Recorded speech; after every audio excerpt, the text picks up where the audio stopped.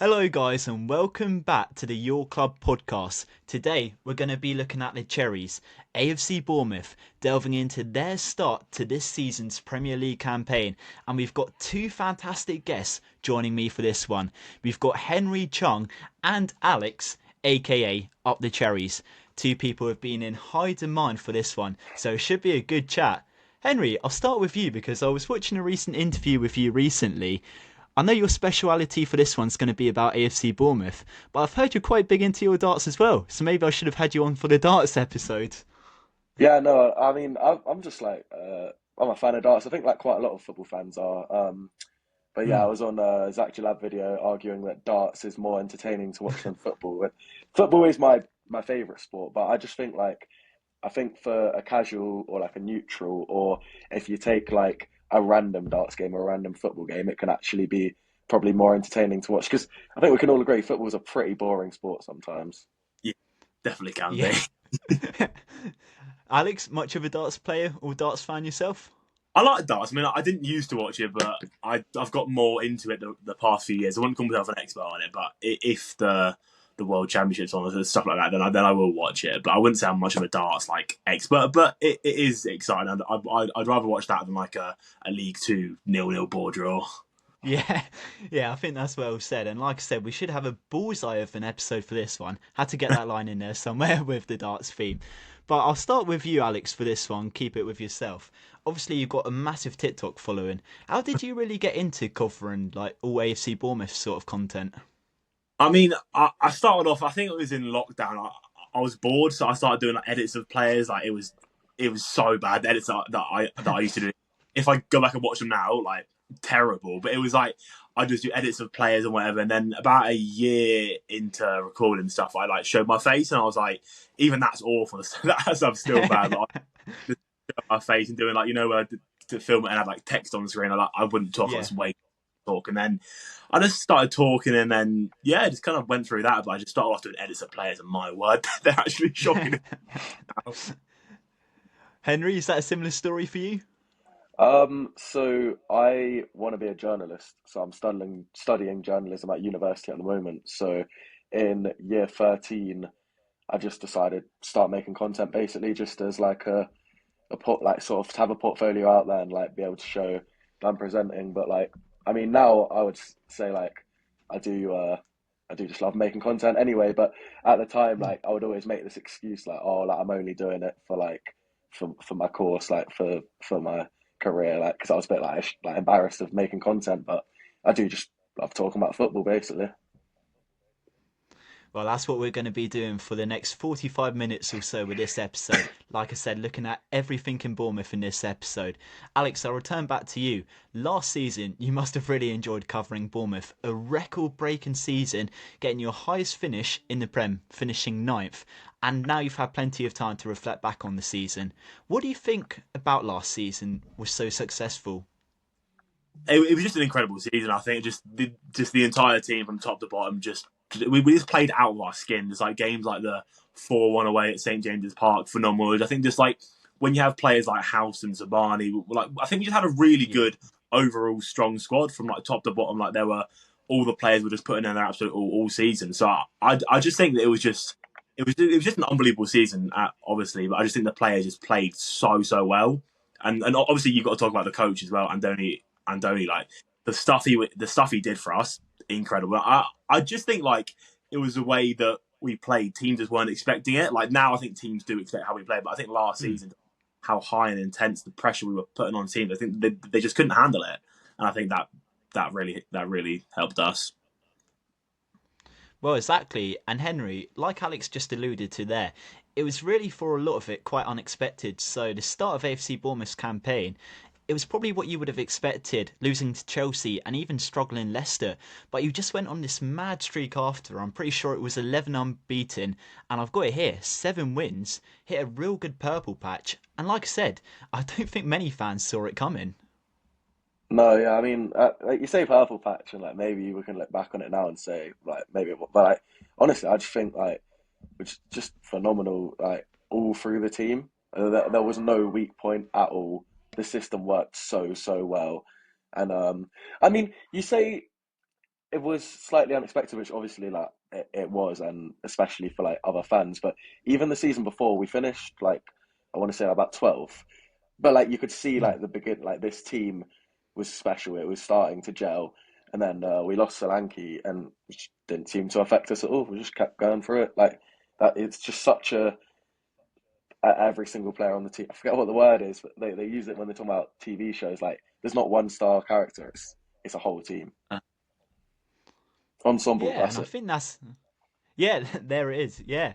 Well, like Henry said there, Alex, it did feel like it was a whole unit coming together. We saw a lot of players that didn't really write their own headlines. So, with the removal of Slanky, other players were really starting to make a name for themselves. Kirkes, Clivert, Dean Howson, what a player he was.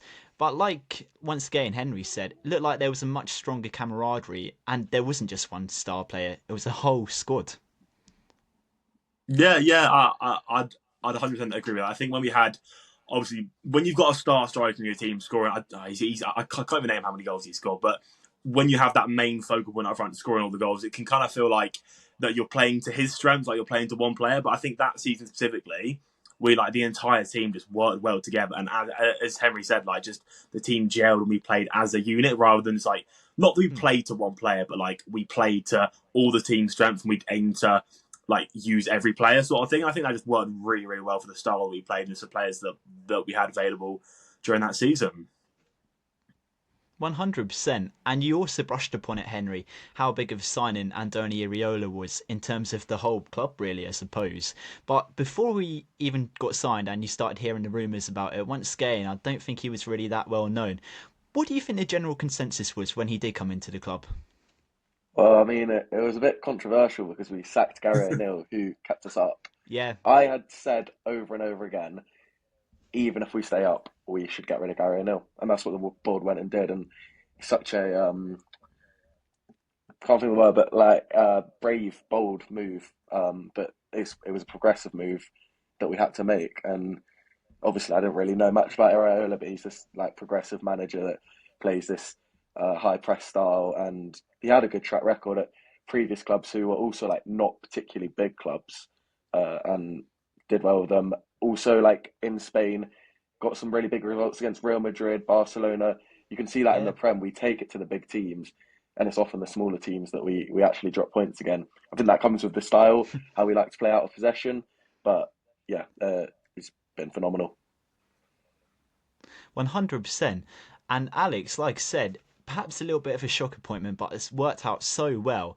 And with how well you guys did last season, what do you think the objectives would have been set for him this season in terms of what he would have set out, what he would have wanted to achieve going into this season? I mean, I think we would have had two objectives. I think at the start of the transfer window, when we still had like our entire squad, we had like Kirkes, Howson, like Zabani still at the club, even though Howson was going to go. I think there would have been quite high expectations, but I think well, like after we lose basically our entire back line, I think Yeah. I don't know. I think it was a hard one because I know like a few of our fans were like, "Yeah, we're going to get Europe this season," but I feel like, in my opinion, like the objective was to just like gel these new players into the team and just like have a good season, like a decent season to get the players back into the squad. Like I didn't expect any European football straight away. Like I feel like this is like a bit of a transition season coming away from those big players. But yeah, I thought like in terms of the families, I think it was quite split with like some people were saying, yeah, we're going to get European football. Some people were saying, well, we're going to get like mid-table. So I think it's quite a hard one to answer because like we had quite a big window that really I think affected our campaign. Henry, agree with that? Um, to be honest, I think I wanted us to like aim for Europe again, as in like we were aiming for Europe the previous season. Like a lot of the players we brought in, we spent big money on and were highly rated as like similar sort of profiles to the players that we'd sold. You know, young, exciting, and playing at a good level in Europe. So I did thought we replaced well in the summer, but hasn't quite worked Hmm. out. That defense is, I mean, it's probably naive of me not to predict it, but that defense has struggled so much. And I mean, we lost four players in our defense if you include the goalkeeper. So yeah, it's always Yeah. going to be difficult. But I mean, it's just going to have to be not a rebuilding season, but yeah, like stay afloat and hopefully push on next season. Well, Alex, Henry brushed upon the defence. You guys have lost so many defenders throughout that summer transfer window. It always looked like you were going to lose Dean Howson, but that was such a crucial player for you last season. Like you said, the goalkeeper gone, pretty much the whole of the back line. It would always take some time, but even the recruitment of the defence, it just doesn't feel like it even replicated half the defence of last season, to be honest. It looks a lot weaker, in my opinion, in comparison to last season's. Yeah, I'd say it's hard because the players that we had, like Housen, Tabani, and Kirkes, they're such like the way they played for us. That they were just such like big players for us. I think us bringing in True Fair, I think he's been really good. I think Alex Jimenez and right back is a position that we've needed for quite Yeah. some time, and I think obviously it's not a position we like had a big player in last season. So I think that's good. We've got that this season, but I think Petrovic, he's made some mistakes. Diakite, I think he's got potential. And a lot of fans don't like him, but I think he needs a bit of time to adjust to the league and stuff. But I think it was always going to be hard to replace the players in the exact way that they play. But yeah, I think it's just going to take some time to get him in. I don't know if we should have spent that much on some of the players, but I think like True Fair and Alex Jimenez are probably being the best two players that we've signed in the back line from last season. So Yeah, 100%, and I agree with that. Jimenez has been excellent since coming in. And Henry, looking at that approach of how Bournemouth go about recruiting players, it feels like they're very similar to how teams like Brighton, Brentford go about doing their business, trying to capitalise on the young talent, bringing in players that aren't really too well known, and then turning them into superstars. So De Keiter, I know you spent a little bit of a small fortune on him, but I'm sure you were hoping he would have a similar effect to how Dean Howson had. Doak didn't really do too much with Liverpool, so I'm probably hoping to rejuvenate him. Even Petrovic, young goalkeeper, wouldn't have got the game time with Chelsea. Do you think that was really just a plan? Try and turn these makeshift players that haven't really had too much game time in the Prem and just turn them into superstars like what you did last season? Yeah, I mean, Iraola is just such a good coach. He turns any player into like a superstar, like you're saying. We saw it last season with players like Ryan Christie and Lewis Cook, who are not deemed to be superstars at all, far from it. And they were just like some of the best midfielders in the league, genuinely. So yeah, I think that is the model pick up sort of these young exciting players. But I think it would be harsh to say that like around so like some of the players like Truefair, Diakite have had been given a lot of credit in the leagues that we signed them from before. Like they have a track record before we've gone and got them. Even like Zabani, Howson, Scott, Kirkes, like these were all deemed as like wonder kids. So Mm. yeah, they were like unknown to maybe the average fan, but they always had this big track record before, and Areola's just helped them progress and integrate really quickly. Yeah, definitely. And Alex, I suppose this sort of model it works great for teams like Bournemouth, those sort of teams that really don't have the same level of money the bigger teams have in the Premier League. And I suppose you sort of have to be realistic and pragmatic with your expectations with that manner, knowing that you're never going to have the same level of money. And I suppose they reflect how well you guys are doing probably this season and what the expectations would have been as well.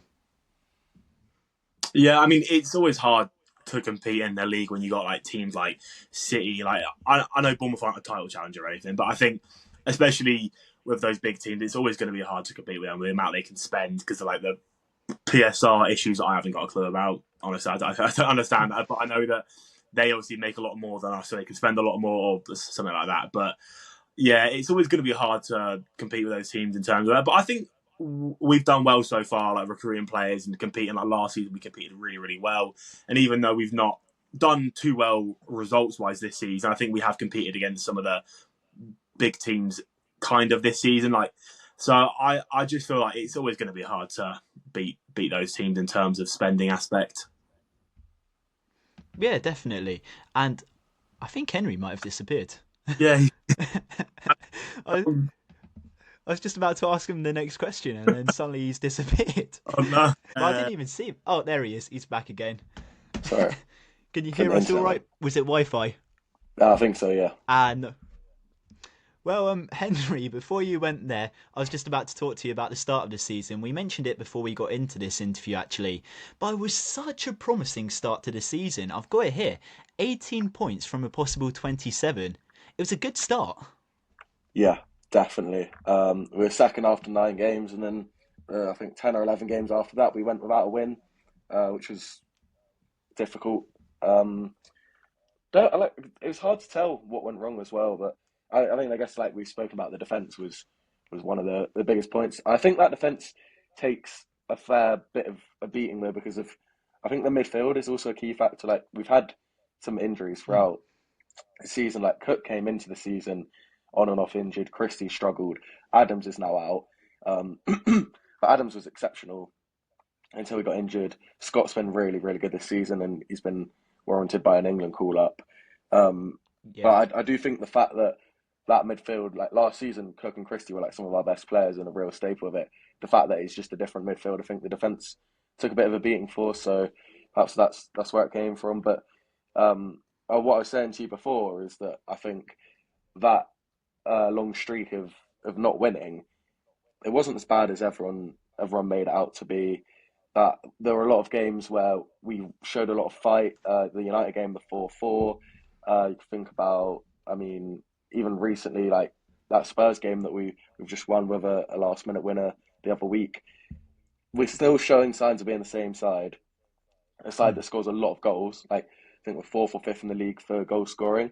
So I don't think that the recent form is particularly a reason to be uh, like not looking forward to the end of the season as us pushing on. But yeah, it was definitely a stronger start to the season. But I wouldn't argue that we've had like a ridiculous fall off in terms of performances, or even like the underlying system. It just hasn't turned into results, or even at times like there has been bad performances, like drawing to Burnley at home. But yeah, I think people make it out like they're two real polar opposites and extremes. I don't think it's been as bad in recent weeks as people say. Well, Alex, I suppose that's sort of the curse of doing well at the start of the league campaign. It's a double-edged sword. Yes, you do well, but it just means all the fans are going to have much higher expectations, because after that great patch to the start of the league, they did sort of fall off. The wheels did come off. So I've got here from November to the end of December: 0 wins, 5 draws, and 5 losses. Do you agree with Alex then? No, do you agree with Henry, what he was saying about that we shouldn't really look too much into it? How it wasn't really that polar opposite. Yeah, I mean, yeah, I probably would agree that I don't think we like were really good and then really awful. Like there were games in there where, yeah, as Henry said, we were bad. Like Burning, we created nothing. Well, we just couldn't break them down. Like the Brentford game, we were really bad in as well. But then there were other games, as you mentioned, the United game. Like there were games we showed fight, we showed character, and we were unlucky to not like, didn't take our chances. There was a lot of mistakes in there from players, sort of thing. So I think the the yeah, it changes. So we had like games we were really bad in, but then games where we were pretty good, or we we fought for the badge and stuff. But just like mistakes cost us, and I think it's very hard to see what went wrong, because I think it was a mix of everything. Like yeah, it's just hard because I don't think we were that bad in some games, but then games we were bad. So it's just a real mix of the games, I think, and that's what cost us. Well, Henry, is that the result then of also having a team that's going through that transitional era? Because we spoke about it once again at the start of the episode. They were getting really exposed to some teams like your Villa, your Manchester Cities, but then other games it just felt like you were more or less on the wrong side of the result. Games really could have gone either way. Yeah, I think there's been a handful of results that were really, really disappointing and really difficult, and there were ones that were the complete opposite. So yeah, I guess it is a bit inconsistent, and that does come with bringing new players in, getting them to gel, trying out different stuff. I think it sort of comes with the style we play as well. Like the press, like it is Mm. risky. Sometimes it's not going to work out, and yeah, like we like the Brentford game, probably the worst I've seen us under Iraola. The Villa game was bad, although we all the goals in the Villa game were sort of, I wouldn't say lucky, but like, do you know what I mean? Like long shots, Yeah. whatever the set pieces. Like I just think, yeah, I think they're sort of one-off games, and I wouldn't be looking too much into them. Well, I suppose a big reason why you did struggle in particular in those months is down to injuries, Alex. It just felt like at certain points you've really been hampered with injuries. Yeah, I think the most notable one was Tyler Adams because at the start of the season, my word, he was phenomenal. Probably one of our best players, barring Anton Semenyo. Like just the way in midfield, he just controlled the game. Like he fights so much. And I think when he went off in injury, I can't remember who it was against now, but yeah, I think that really cost us because he was that staple in that midfield that was like controlling the game. I feel like his injury was a massive one that has definitely cost us. And I'm not even sure. Well, even when he's meant to be back either. So I'm hoping it's quickly, but yeah, I think his injuries really affect us this season, especially. Well, Henry, I know for clubs like Bournemouth as well, you don't have as big squads compared to your Arsenal, Manchester Cities, and I suppose that's where it does cost you being a smaller club in the Prem. I mean, I actually think like our depth is fairly good, like especially when you look at the difference between the players on the bench and the players on the pitch. Like if you look at our wide positions, you've got Adley, Brooks, Tavernier, Clivert, like we had Semenyo. Like even at the midfield, Scott, Cook, Christie, Adams, like proven by this season and last season that all good enough to start for us. Um, but yeah, it's just I mean it's just been difficult with injuries. I think the style we play is very tiring. We looked really leggy against Brighton on Monday. So not Mm. in, even in terms of just injuries, but fatigue, like standing around the pitch. Although like it seems like we do well at the end of the game, so not really sure what happens there. But I mean the one position you could say is the defence. Like I mean James Hill's basically displaced Diakite, and he has been really impressive Yeah, since he's come in. But like James Hill is not he has little to no Premier League experience before this. I no disrespect to him. Like I yeah. think it's been really good, but do you know what I mean? Like that, it wouldn't be who you wanted your first choice backup to be. I don't know how to say his name. The like, do you know how to say his name, Alex? You know the young lad, Oh, Serbian lad. Milos Stavlovic, is that how you say it? Yeah, something like that. Like he's Fair play for that pronunciation. Did well. he's like an 18-year-old come from like Russia. Like yeah, I'd say perhaps the centre back depth has taken a bit of a beating. Yeah, that's perfectly well summed up as well, Henry, because I wanted to ask Alex about that as well. It feels like, in a lot of ways, you're sort of going back to more old traditional players, and also you're giving a lot of youngsters a chance, so it's a great opportunity for them, but just sometimes it feels a bit weird, the selection at times. Yeah, I mean, in terms of like the injury thing, I think our bench against Brighton had like four academy players on it. Like Yeah, yeah, it did. Yeah. played like I think Charlie Stevens, a few other ones on there like that just haven't played football for us before in Premier League experience, and I think it was shown perfectly when we took off a wide player for who came on? Was it Bafodi? Did DG that came on for?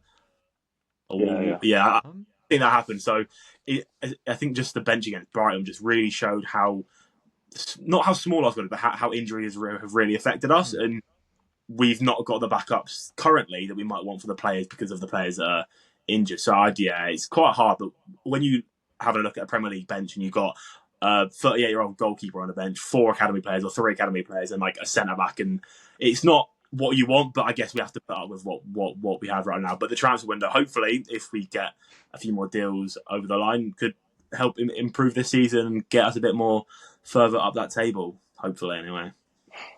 Well, we will be looking at that in a minute, the January transfer window. And you also mentioned Charlie Stevens. I'm going to give him a shout out as well. He recently played against my local non-league side, Gosport Borough. So, yeah, fair play to Charlie if you're watching this. But looking at the start of 2026 as well, Henry, it does feel like as well you've had a really promising start to the year. That win against Tottenham, superb. We'll talk about Semenyo in a minute. Very unlucky, I thought, to lose against Newcastle and Arsenal. Both, yeah, you've showed a lot of fight in those ones. And that word fight, you could really associate that with Bournemouth this year. It feels like you're really going for it and you've got a much better energy. Yeah, I mean, you could. I think you can always associate it with Bournemouth, but this season particularly, and that's why I said, like, in that long period of games where we didn't win, I do think that we did show, like, not in all the games, but like I say, United game, even the West Ham game, like we came back from 2-0 down in the very late stages to draw, Hmm. and it's continued that Arsenal game. I thought it was a really spirited performance, especially right at the end of the game. We started properly getting into it. Perhaps too little, too late, but what can you do? It's Arsenal. The Tottenham game, a big late goal, but again, we were probably the better side and conceded an unbelievable overhead kick to Romero. not Rivera, sorry, Palhinha, I think. Yeah, And Paulino. look at Monday, we conceded another unbelievable overhead kick um, in a game that we were leading, but we did get dominated in that second half. And like I say, I think we were just leggy. Um, so it's difficult. And like that Newcastle game, I think we deserved to win. I think we should have won in normal time. Yeah. And I mean, depends who you want to put down to Diakite or Petrovic, but like we gave away a penalty. Um, and then just the fight to come back and score that massive goal. Like, we conceded what 119th minute and went and got another three equalisers. It takes pens and penalties at St James's Park. A lot of pressure, and again, it was. I mean, we went far in the pen shootout as well. So yeah. I think it's been a decent start to the year. We're getting points on the board, and it's the performances have been spirited. Alex, in football, they often say a big word is momentum. Just finding that form, getting that win back, it does the world of confidence. And I suppose it just does the world for the mindset as well. How key do you think that is, just getting a few good results under their belt now? Oh yeah, I think 100%. Especially with, I think a big thing in that run was like the players' confidence in like situations where we were like, I think away at the stadium, like we went 2-0 up, and I think that kind of, I mean, it's a hard place to go to, but I feel like the confidence during that run was a bit low, and I just think like the Tottenham game was brilliant, but I think a few more big results, if we can get a win on Saturday, who knows? But I think that's the sort of game that if you win that game at home against the top side, then that's going to give the players a massive boost, and then we can maybe push on and make a nice run. But I feel like the confidence is definitely it's coming back. It's definitely coming back, and I feel like with a few more wins or a few more good performances over the next few games, we can 100% get this run back together. 100%. Yeah, definitely. And Henry, it'd be rude of me not to mention that Tottenham game because it feels like that's going to be a classic in Bournemouth's history. Obviously, Antoine Semenyo's last game for the Cherries managed to find that beauty of a last-minute goal. But everything about how Antoine Semenyo handled the exit, I thought it was really well done actually from him. Gave a lot of respect to the fans. Obviously, played right until the final minute when he could, winning Bournemouth the last 3 points. And you juxtapose that to how other players have left their club recently. I think he deserves a lot of respect, and it's why a lot of the fans, Cherries fans at least, I think we'll continue to like Semenyo for some time. Yeah, I respect him for playing right up until he left. I don't know whether that was him. Like, I don't know whether he just said he's going to do that or whether, the board and Iraola sort of said nah, mate, like you got to stay with us, because it was always Iraola coming out and saying like, oh no, like he's going to be here for these games. But fair play to him. I mean, a few of our fans were criticizing him, saying like he wasn't like not trying, but not going for like big challenges where he might get injured, Mm. and saying that like if he's leaving, we should be playing someone else. A lot of our fans criticized his not criticized, but he wasn't like amazing in those last few games. But it comes after a really busy festive period, and it Yeah. turned up when it mattered. Like he got the goals and assists, but perhaps his performances all throughout the games weren't exceptional. But like obviously don't really hold it against him for that. And then yeah, I mean when he left, I think he made like a Instagram video to be like before it actually got announced Yeah. and being like, I'm gonna be the first one to tell you. He did the whole Daily Echo thing, taking out a page for the advert, and he's just generally like seems like a sound guy, down to earth, humble, likes the fans, and when he scored that goal, like it was really nice for us to just be like, yeah, the last one from him is really nice, and yeah, I'll always support him on his future endeavours at City. I suppose actually it also links to another good point though I wanted to talk about Semenyo wise. The one good thing is about Semenyo leaving, you get a good price tag as well. Could use that as well in this January transfer window. Haven't really seen too many incomings yet, but leaves a lot of money in the bank. Yeah, I mean, they said, I think Mark McAdams said like at the start of January, Bournemouth aren't going to spend more than 35 million on a player this window, which made me think we're not going to go and spend this Semenyo money on a new Semenyo this January, and we were going to wait till the summer, which I get. Like Mm. we're not pushing on for Europe realistically, but obviously I mean, it's here we go now. This Rayan lad, I don't know how you say it, Ryan, some Brazilian lad was Yeah. spending, is it like 30, 35 million euros on him? So apparently they want him to be the long-term Semenya replacement. So yeah, looking forward to seeing how he plays. Apparently he's quite highly rated. So Well, Alex, could you add anything on that? Like you said, 35 million, quite a large sum of money for someone who's unproven so far in the Prem. Yeah, I mean it's a big chunk, but from everything I'm not an expert on him. I've seen some highlights and stuff. That's not proper scouting, but from what I've heard, like everyone's saying he's the next big thing coming out of South America. And I've been on Twitter scrolling. And there's so many posts in like Portuguese I've been translating, and like so much about him. So it seems like he's got a lot of talent, a very versatile forward, lots of pace, lots of power, can score a good goal as well. So I feel like, and a club like Bournemouth under a coach like Andoni. I'm not sure how long he's going to be here for, but under a coach like that and at a club like Bournemouth, I feel like he'll definitely become a pretty good player. But it's one of those things that you don't know. Like obviously, when he comes in, I'm going to be like, yeah, he's the next big thing. But you don't know with a price tag that big. It's quite hard to just justify on a young player from a different country. But I feel like from what I've seen, he's a brilliant player. He's going to smash it. So I'm very excited to watch how he plays for us. Yeah, definitely. And someone else who's already come through the door, Alex Toth. I've seen a lot of fans raving about him, Henry. What do you think fans can really expect from him?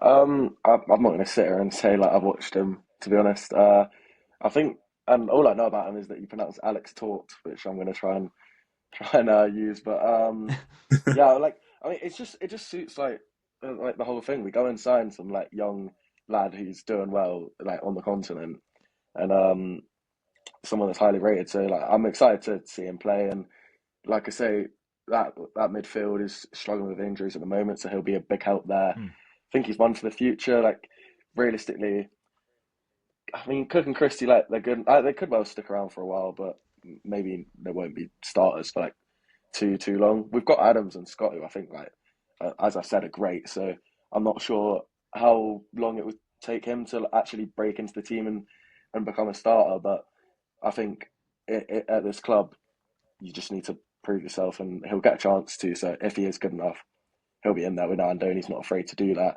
Um, so yeah, just excited to see him play. Really. And Alex, still a couple of days left of the transfer window open. I've seen a lot of fans calling out for a striker as well underneath the Bournemouth comments section. Do you agree with that? Do you think you need someone else up front?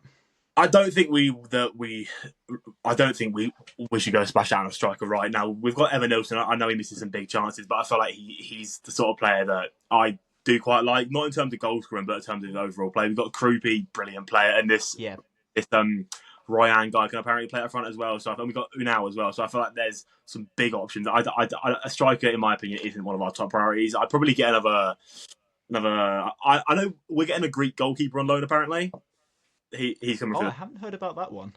I've not really watched him, but apparently he's coming through the door on loan. But I feel like maybe one more backup to play at the back, because if Marcos Senesi is leaving the club, I feel like that's going to be a big player to replace. But I don't think a striker is like the main thing that we need right now.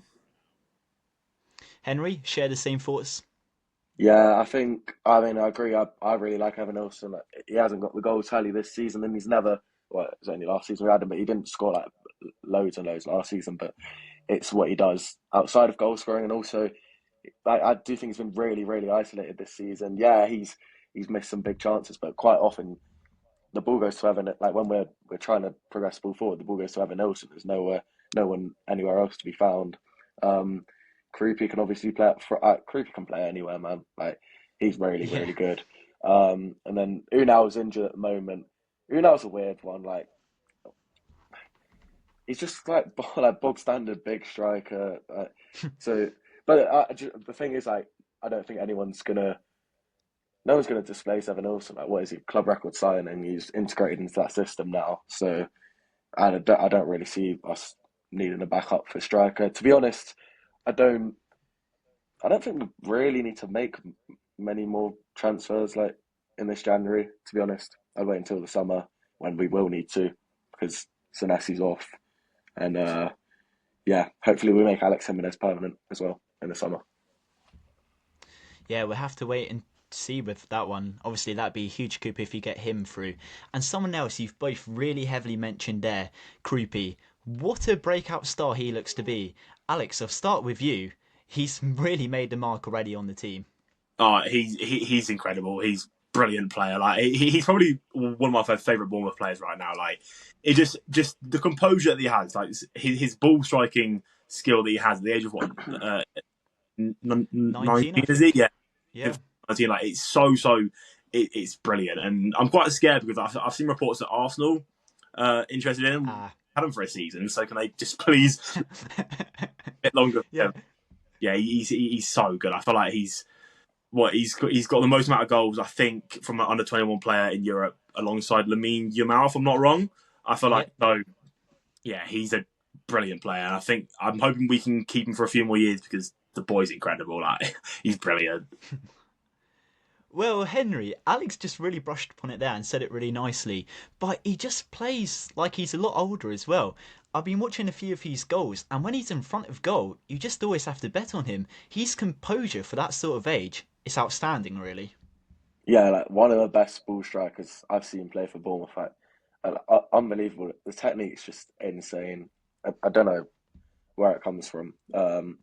Seen that like clip of him before he actually started playing for us. Like he was on some like TikTok and he just pulled out some Oh, ridiculous skill and finish. Mm. But yeah, a really really good player. I don't even know where his best position is, whether it's up front, in a 10, out wide, but it is really really exciting.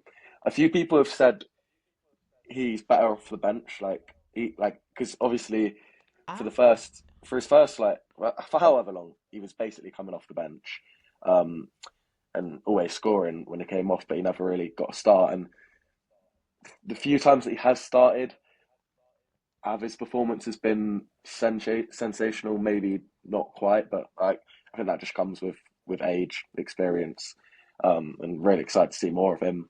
But yeah, like he, you're looking at still a small sample of minutes from him so far. Yeah, he's had a big impact in those minutes, but I think we need to see more of his overall game in full 90 minutes, what he actually brings to the team in terms of build up play throughout the whole match. But definitely one to keep an eye out for.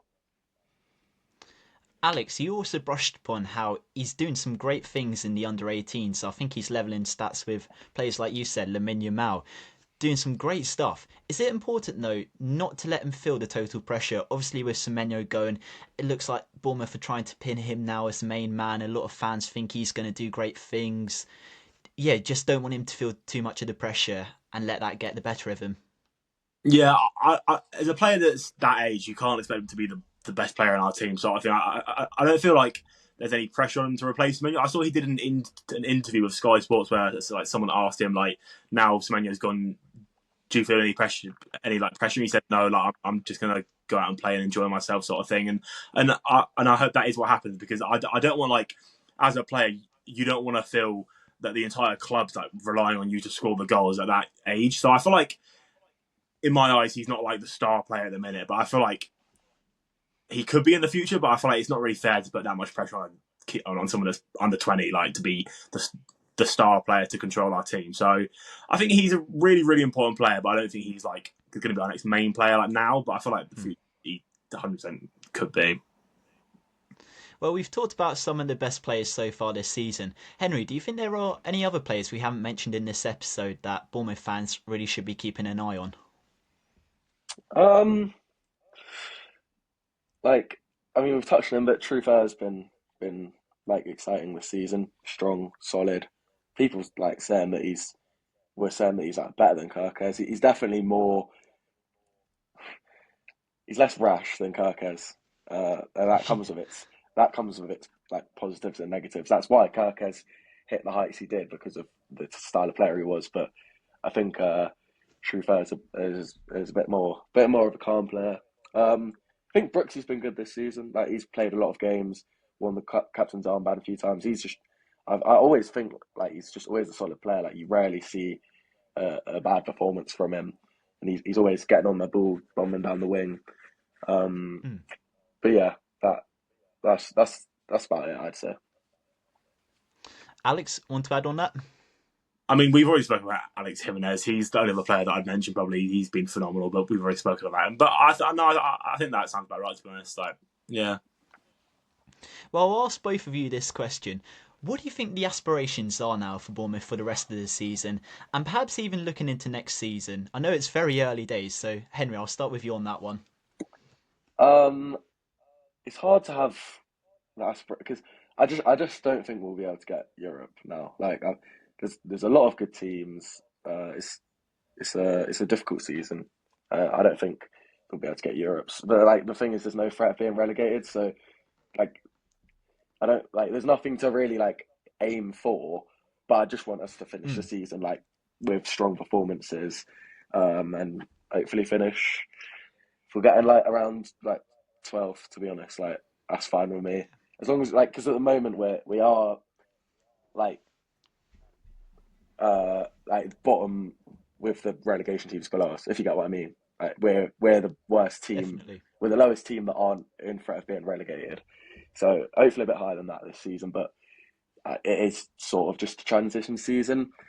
Next season, I think the goal always has to be and not to like get Europe, but to like push for Europe, be in those European conversations and finish like top half of the table and have been able to say like we went for it, we just missed out on Europe. So yeah, top half table next season basically. Alex, replicate those views? Yeah, I'd probably agree, to be honest. I think like the goal for the rest of this season is just I think to end strong, to try and finish like as Henry said, 12th, like 11th sort of thing. Like we'd rather end this season strong so we can take that into next season. And I think next season, as Henry said, that I think just like not getting Europe, but like fighting for Europe and like Yeah. being in and around the conversation. Like, oh, could Bournemouth get Europe this year? Like, I'm not going to be sat here and say yes, we're going to get Europe next year. Like that is the goal. It would be amazing to, but I feel like just being around those spaces, saying, oh, I think Bournemouth could maybe get this, like to try and fight for that spot. I think would probably be the best to show just the goals of the whole club as a club that we're trying to go forward. So I feel like next season, yeah, just try and fight for that top half spot. Well, I've got both your predictions now on Bournemouth, and now this is the fun part. I've got every content creator, broadcaster, celebrity, I've got all them to do the predictions, and this is going to be quite fun come the end of the season. We're going to be tallying it all up, see who's the best, who's the worst predictor, so it should be quite a good one. So I'm going to be getting your views on Prem, Champions League, and some other bits as well. Henry, I'll start with you for this one. I think it's probably quite obvious. I don't know why I'm still asking this one, but who's going to win the Premier League in your opinion? Yeah, it's Arsenal. I think like when City lost to United, I went like obviously it's not done, but that Yeah. I'd always thought City might come back, but I think Arsenal now. Yeah, especially after that loss to Bodo Glimt. Don't know what happened there. Yeah. And Alex, I suppose it's going to be Arsenal for you as well. I'll say probably Bournemouth. Right now, it's definitely they've. I wouldn't say they've won the league already, but I think hang on for that. I think they're just too good this year. The fact that they're winning games even when they're not like playing the best, and that's what you need to win the title. So I think they're definitely Arsenal. Well, I'm going to seem like a rubbish journalist here. Trust me, these questions were a lot better at the start of the season, but now I'm going to get your three teams to go down. Henry, once again, start with you. Obviously Wolves. Although like Yeah. and then I'll say like quite not obvious, but like I think Burnley as well, and I actually think like them two Mm. won't be that far apart on points come the end of the season. Um, I'm rooting for Leeds to stay up as my uni city. So Ah, yeah. I do I do just think West Ham will go down. Like, I don't think they have enough in that squad other than Jared Bowen. So yeah, I'll go the current bottom three to be honest. Well, Alex, I'm not going to ask you about Wolves, but the other two teams a little bit more up for grabs. I'd say Wolves, obviously, then probably Burnley as well, and then I'd probably say West Ham. I think Leeds just have enough to stay up. They've got some big results, and Ellen Road, like in Yeah, terms of the home out, you've got West Ham, whose home atmosphere right now is diabolical, and you've got Leeds, Ellen Road, Yeah. scary place to go and play. And I think that's going to be the main thing that keeps Leeds up, and I think they'll stay up. So I'm going to say West Ham. I mean, I don't want West Ham to get relegated, but I think they probably will. They could have. I think they're a bit of a bad situation right now. Well, you both said West Ham there, and it just feels like, from an outsider point of view, it feels like they're too big for the Championship. Oh yeah, yeah, definitely. Whenever I do my predictions before the season, I always just go Everton, West Ham. Like now they're just too big to go down. But yeah, it's crazy they're gonna have that stadium in the ship. Well, I'll tell you what, we'll make for some great days with Championship. My local's Pompey, so might have to go down and try and see that one. But yeah, this one's a lot more open. I think this one, we might get two different predictions from both of you. But who's going to be lifting the Champions League? Henry, start with you. I think Arsenal do the double. You know. Arsenal, wow. Yeah, See, I've hardly have anyone say that. What made you say Arsenal then?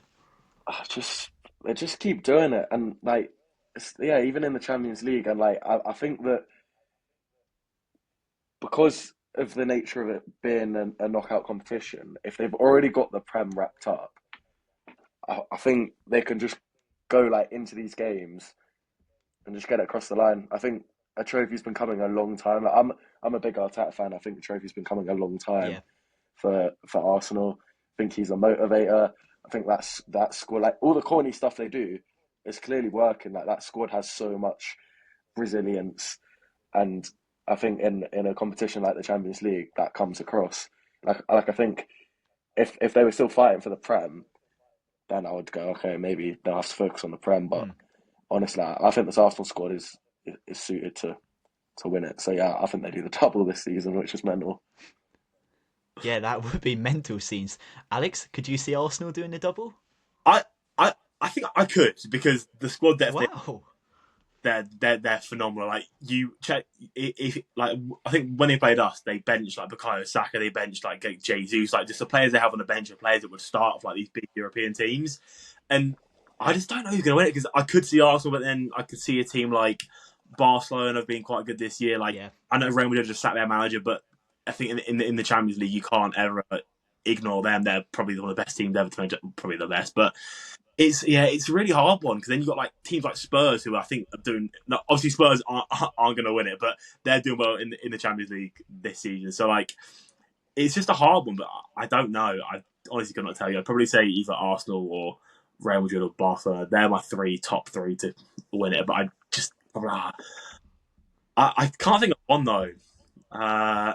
I'll say we'll go Real Madrid just because of how historic there. But I wouldn't be surprised if Arsenal won it. Well, to be fair, I'll give you both credit. There's some bold predictions. What a way to round off this episode. It's been great chatting to the both of you. Henry, could you just tell us all your social media handles to try and get as many followers from this episode as possible? Yeah, it would just be Henry Chung football on everything, I think. But TikTok's the main one, and I've just started uploading my TikToks to Instagram Reels now. So if you prefer Instagram, you can just go over there. And Alex, your socials? I mainly post on TikTok. Up the cherries should hopefully appear. Then I post on yeah, just TikTok really. Dot up the cherries, and I should just appear on the screen. Hopefully. We'll get both these lads followed because honestly, they do some superb content. Check their content out. And also, don't forget to check my content out while you're at it. Subscribe to the channel, and we've got more content coming up this season. But thanks for watching this one, and we will see you in the next one. Bye, guys.